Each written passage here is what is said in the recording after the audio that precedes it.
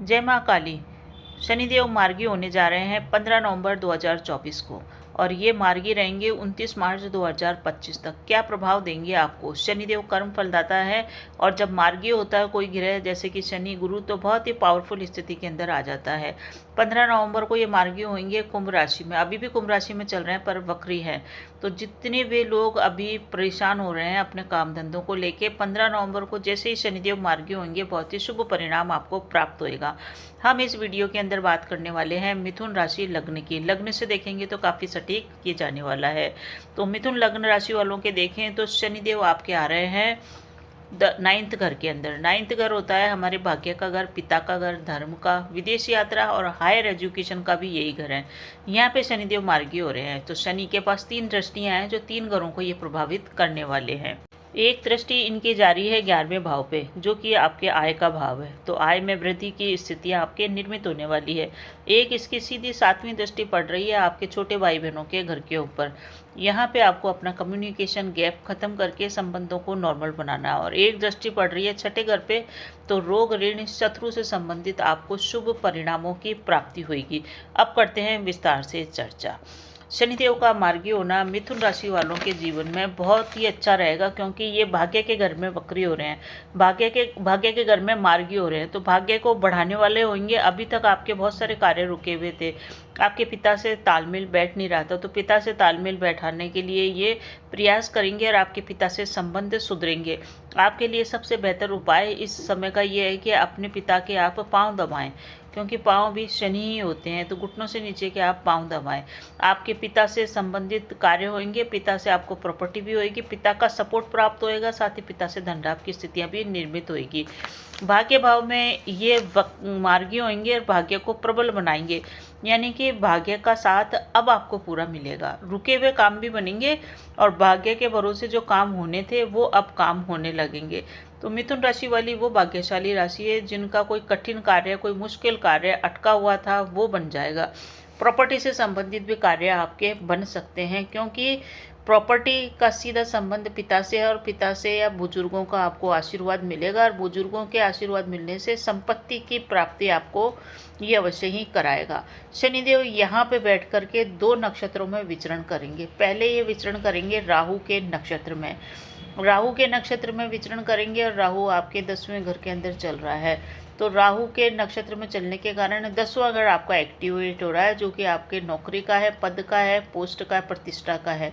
तो जिन भी लोगों की नौकरी नहीं लगी थी उनके नौकरी लगने की संभावना है, उनको अच्छी नौकरी मिल सकती है इस संबंध में। और बहुत सारे लोग जो नौकरी के अंदर है उनका प्रमोशन हो सकता है, परंतु आपको अपने कलीग्स के साथ संबंधों को सामान्य बना के चलना है। बॉस के साथ संबंध संभाल करके चलना है क्योंकि कई बार भाग्य के अवरोध तो दूर करता है शनिदेव, शिक्षा में भी सफलता देगा, परंतु आपको वर्क प्लेस पे अपनी स्थितियों को संभालना पड़ेगा। 2 नक्षत्र लेंगे, ये 27 दिसंबर तक चलेंगे ये राहु के नक्षत्र में, उसके बाद चलेंगे ये गुरु के नक्षत्र में। गुरु के नक्षत्र में चलने के कारण गुरु वाले भाव भी एक्टिवेट हो जाएंगे आपके। तो गुरु के जो भाव है आपकी कुंडली के अंदर, आपका 7वां भाव है और आपका 10वां भाव है गुरु का। तो 7वां भाव हमारे बिजनेस पार्टनर और लाइफ पार्टनर का घर है, विवाह का ये घर है। तो ये आपके ये भाव भी एक्टिवेट हो रहे हैं। इन भावों के एक्टिवेट होने के कारण आपके कारोबार में उन्नति हो सकती है। 6ठे भाव पे सीधी दृष्टि पड़ने के कारण आपके रोग ठीक हो सकते हैं क्योंकि ये रोग का घर है। कर्जे आप समाप्ति की ओर जाएंगे। जितने भी शत्रु आपके इस समय जागृत होंगे उनको अपने मुंह की खानी पड़ेगी क्योंकि शत्रु भाव पे शनि की 10वीं दृष्टि पड़ रही है जो शत्रुओं को परास्त करेगा। लोन वगैरह से आपका छुटकारा हो सकता है। और जो भी मिथुन राशि वाले लोग कोई बीमारी से ग्रसित थे, कोई रोग था ठीक नहीं हो रहा है, तो वो अब रोग ठीक होएगा, आपकी सेहत में सुधार होएगा।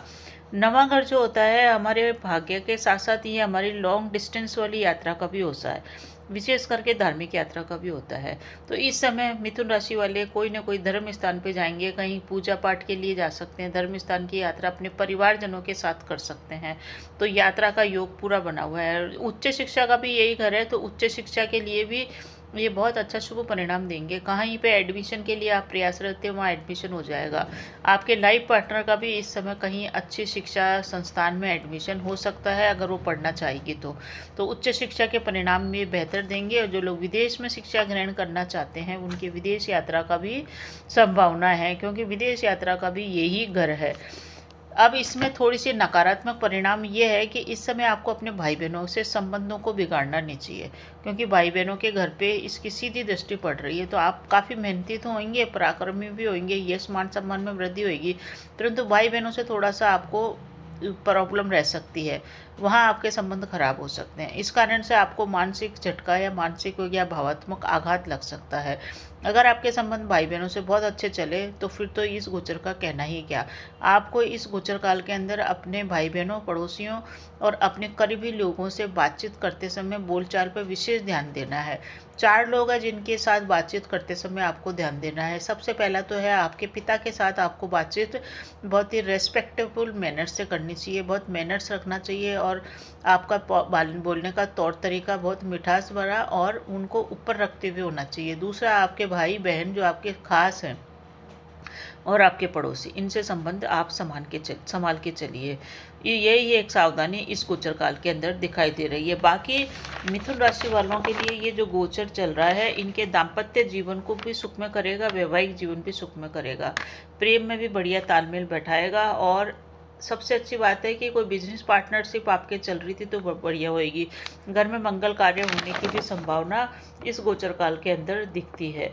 शनि का ये मार्गी होना आपके भाग्य के अवरोध तो दूर कर ही रहा है, शादी ब्याह के काम भी अब आपके बनेंगे, क्योंकि जो ये 4-5 महीने में ये मार्गी रहेंगे तो बहुत पावरफुल स्थिति में आ जाएंगे। जो शादी विवाह या प्रॉपर्टी के या बंटवारे से संबंधित जो काम थे वो अब आगे चलेंगे। प्रॉपर्टी का विवाद समाप्त होएगा। हालांकि प्रॉपर्टी आपको मिल जाएगी, परंतु वो इजीली नहीं मिलेगी, कुछ न कुछ उसमें विवाद और तनाव जरूर होएगा। उसके बाद ही आपको प्रॉपर्टी का इस समय लाभ मिलेगा। कैरियर में भी और बिजनेस में भी, दोनों में आपकी ग्रोथ इस समय होती हुई दिख रही है। तो जाते जाते शनिदेव आपके भाग्य के द्वार खोल देंगे, किस्मत को चमका देंगे। आपको क्या उपाय करना है इस गोचर काल में, उपाय देख लीजिए। मिथुन राशि वालों के लिए ज़्यादा कुछ प्रॉब्लम नहीं है, बस वाणी का संयम रखना है। दूसरा, इनको जल्दबाजी पे भी नियंत्रण रखना है, क्योंकि राहु आपके चल रहे हैं 10वें घर के अंदर, जो आपको राजनीति में भी सफलता देंगे। बहुत सारे लोगों के लिए खुशखबरी है कि उनके राजनीति से संबंधित कार्य में भी उनका मान सम्मान, पद प्राप्ति की और संकेत मिल रहा है। आपको एक उपाय करना है। क्या उपाय करना है आपको कि आपको दशरथ कृत शनि स्तोत्र का पाठ प्रतिदिन करना है, और हनुमान चालीसा का जाप भी प्रतिदिन करना है। हनुमान मंदिर जाना, हनुमान जी के को मीठे का भोग लगाना आपको बहुत ही जीवन में सुकून देगा, शांति देगा और आपके कार्य भी बनाएगा। इसी के साथ साथ आपके, क्योंकि 10वें घर के अंदर राहु की उपस्थिति चल रही है, गुरु आपके 12वें घर में चल रहा है, और आपका एक्टिव हो रहा है 11वां घर, यानी कि आय प्राप्ति का घर। तो आय में वृद्धि आपकी होगी। आप विष्णु सहस्त्र नाम का जाप हर गुरुवार को करिए, आपके लिए बेहतर परिणाम होएगा। विष्णु सहस्त्र नाम का इसलिए बोला मैंने क्योंकि ये गुरु के नक्षत्र में चले जाएंगे 27 दिसंबर से लेके 29 मार्च 2025 तक। तो इन उपायों को करके अपने जीवन में खुशहाली पाइए। बने रहिए चैनल पे। अच्छा लगे तो लाइक शेयर सब्सक्राइब अवश्य कीजिए। कमेंट में जय श्री राम, जय हनुमान अवश्य लिखिए। धन्यवाद।